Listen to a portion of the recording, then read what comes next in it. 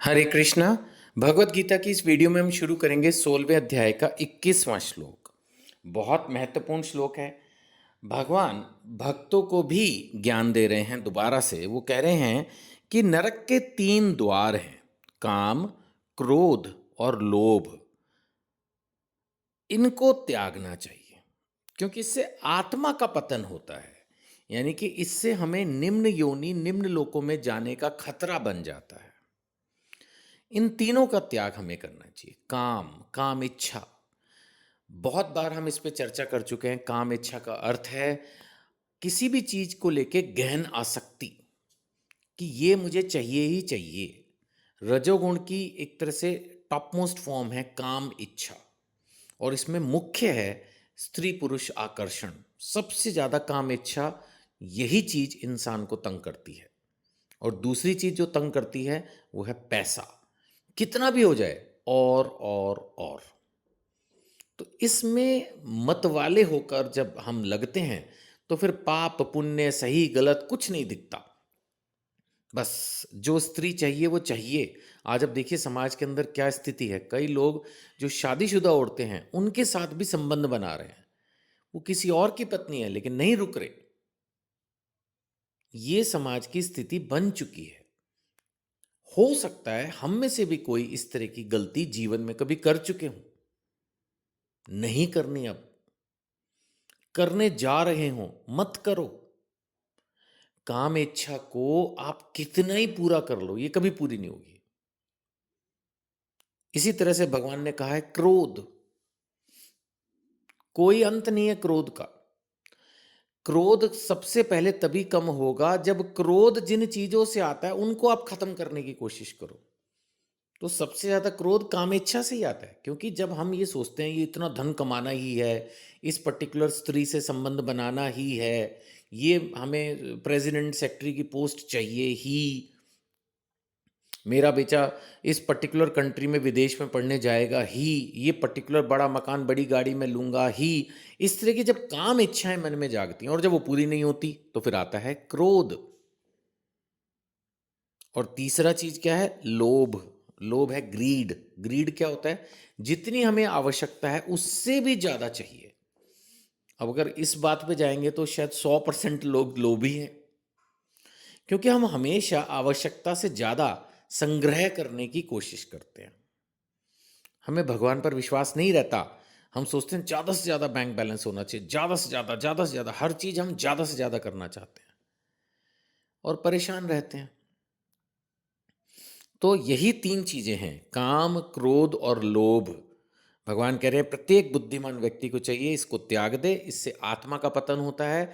क्या कहना चाह रहे हैं आत्मा के पतन से भगवान? कि ऐसा करने से अधोगति, अधोगति की प्राप्ति होगी, निम्न योनि, निम्न लोकों में जाना पड़ सकता है। That is the problem. अब 22वें श्लोक में हम चलते हैं। भगवान कह रहे हैं कुंती पुत्र, जो व्यक्ति इन तीनों नरक द्वारों से बच पाता है, सोच के देखो कोई ऐसा व्यक्ति जिसको क्रोध भी ना आए। हो सकता है आप कामी ना हो सकता है आप लोभी ना हो, बट क्रोध, हे भगवान, हर किसी को मैंने करते देखा है और खुद मेरे को भी आता है। सो ये कुंती पुत्र, जो व्यक्ति इन तीनों नरक द्वारों से बच जाता है, भगवान कह रहे हैं वह आत्म साक्षात्कार के लिए कल्याणकारी कार्य करता है। नेचुरली जिसमें क्रोध ही नहीं, काम इच्छा ही नहीं, लोभ ही नहीं, फिर वो तो संत है। चाहे फिर वो भगवा वस्त्र पहन के मंदिर में हो या ना हो, वो हमारे समाज में चारों तरफ साधारण वस्त्रों में साधारण कार्य करे, लेकिन वो संत है, वो भक्त है भगवान का। तो भगवान कह रहे हैं वह आत्म साक्षात्कार के लिए कल्याणकारी करता है और इस प्रकार कर्मशः परम गति को प्राप्त होता है। नेचुरली जिसने काम क्रोध लोभ छोड़ दिया उसको तो फिर परम गति मोक्ष मिलेगा ही। 23वां श्लोक भगवान कह रहे हैं जो शास्त्रों के आदेशों की अवहेलना करता है। बहुत लोग हैं, बहुत लोग क्या, ज्यादातर लोग मानते हैं भगवत गीता बस ठीक है, ठीक है जो लिखा है। बहुत लोग बोल देते हैं हाँ ठीक है भगवत गीता में जो लिखा है, लेकिन वो 5000 साल पहले बोला था उस समय के लिए, अभी के लिए तो रेलेवेंट है ही नहीं। अभी के लिए रेलेवेंट ज्ञान मिलेगा व्हाट्सएप पे, इंस्टाग्राम पे, फेसबुक पे, स्नैपचैट पे, और पता नहीं कौन कौन सी ऐप्स है, टेलीग्राम ऐप पे। वहाँ जो ज्ञान आता है, लोग कुछ भी चेप देते हैं कृष्ण भगवान ने कहा, मैं तो यही देखता रहता हूँ सारा टाइम, अगर कभी भी इन ऐप्स पे चले जाऊँ तो कुछ ना कुछ भगवान कृष्ण ने कहा, वो लिख के कुछ भी आड़ांग पटांग टड़ांग आता रहता है। वो कब कहा, कहाँ कहा, मुझे मिलता ही नहीं, मिलेगा ही नहीं।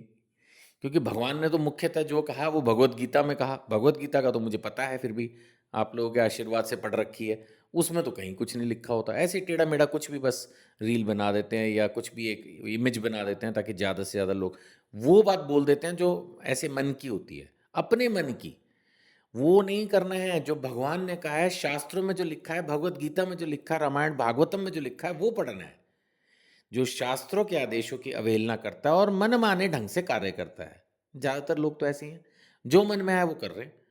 भगवान कह रहे हैं उसे ना तो सिद्धि मिलेगी, ना सुख मिलेगा, ना परम गति की प्राप्ति होगी। मतलब वो फ्लॉप है जो शास्त्रों के हिसाब से जीवन नहीं जी रहा, अपनी मर्जी कुछ भी कर रहा है, मनोधर्म, कोई गुरु नहीं, कुछ नहीं। हाँ, बेशक वो कहने को सो कॉल्ड डॉक्टर है, पीएचडी कर रखी है जी, बट ये पीएचडी भी तो प्रॉब्लम करती है। जिसने ये post graduation, PhD, IAS, medical, engineering, CA, कुछ इस तरह की बड़ी डिग्रियां ली, ये भी उनके पेट में दर्द करती है। वो इससे खुद को बहुत काबिल समझने लगते हैं, ये भी हम पहले डिस्कस कर चुके हैं। इस तरह के लोग काबिल होते हैं, मैं मना नहीं कर रहा, लेकिन ऐसी काबिलियत कई बार दिमाग को घुमा देती है और वो ये बोलती है कि शास्त्रों में जो लिखा है सब बेकार है, हमें सब पता है। बस जहाँ ये फीलिंग आई हमें सब पता है, तो हम शास्त्र को हटा देंगे। जब सब पता ही है तो फिर शास्त्र क्या पढ़ोगे? और शास्त्र की फिर कोई आज्ञा अगर अच्छा पढ़ने भी लगे और शास्त्र की कोई आज्ञा उनको सही नहीं लगी तो उनको लगेगा शास्त्र कुछ ठीक है कुछ गलत है।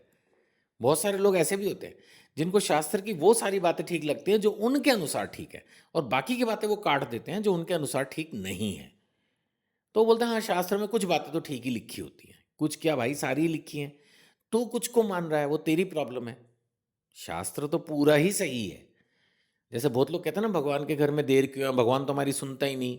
मैं हमेशा यही जवाब देता हूँ, भगवान बिल्कुल सही समय पर सही सुनता है। जितने के आप काबिल हो उतना आपको जरूर देगा। आपको जल्दी है, आपको ज़्यादा चाहिए तो आप ब्लेम भगवान पे डाल देते हो। जल्दी है तो बोलते हो देर करता है, नहीं मिलता, कम मिलता है तो लगता है वो देता नहीं। जितना के आप लायक हो, काबिल हो, उससे ज़्यादा ही मिलेगा।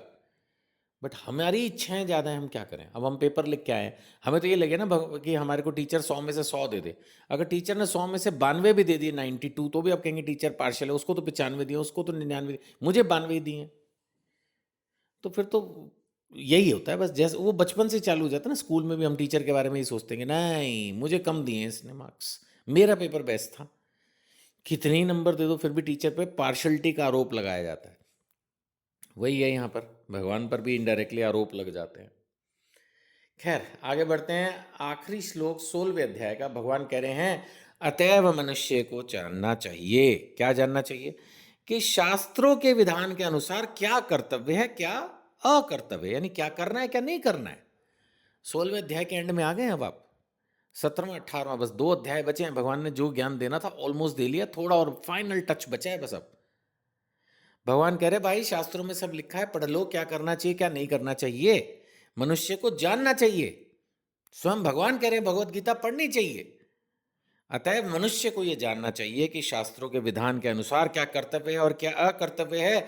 उसे ऐसे विधि विधानों को जानकर कर्म करना चाहिए जिससे वह क्रमशः ऊपर उठ सके। एकदम से हो सकता है मोक्ष की प्राप्ति ना हो, बट भगवान 6वें अध्याय में बता चुके हैं अगर हमसे भक्ति थोड़ी बहुत भी हुई इस जन्म में, कम से कम अगला जन्म भक्त के घर में होगा, अगला जन्म अमीर व्यक्ति के घर में होगा। अमीरता का लालच नहीं है, बट प्रॉब्लम ये होती है कि कई बार गरीब आदमी को आप बोलो भगवत गीता पढ़, तो वो बोलेगा मैं रोटी कमाऊं, मैं अपने भूखे बच्चों के पेट में रोटी लाके डालूं या गीता का ज्ञान। उसको नहीं समझ में आता कई बार। जो अमीर होता है उसके पास समय तो होता है, अगर वो चाहे तो समय निकाल सकता है, दान कर सकता है, गीता को ऑनलाइन पढ़ लेगा, कुछ भी कर लेगा। जिसके पास पैसा होगा वही तो कुछ कर पाएगा। जो गरीब है वो तो रोटी के उसमें ही उलझ के रह जाएगा। इसलिए भगवान क्या करते हैं, ये व्यवस्था आपकी श्रद्धा के लेवल के अनुसार आपको या तो ब्राह्मण के घर में, भक्त के घर में जन्म देते हैं, या फिर एक अमीर व्यक्ति के घर में जन्म देते हैं, ताकि अगर आप चाहो तो अपनी भक्ति को जिस स्टेज पर थी उससे आगे फर्दर प्रोग्रेस दे सकते हो। चलिए, भगवान की असीम कृपा के अनुसार आपका भी अध्याय पूरा हुआ 16वां, मेरा भी पूरा हुआ। अब 2 अध्याय और बचे हैं। हरे कृष्णा। दूसरों को प्रचार में बिल्कुल पीछे ना हटें। ये वीडियोस हो सके तो जरूर फॉरवर्ड करें। हरे कृष्णा।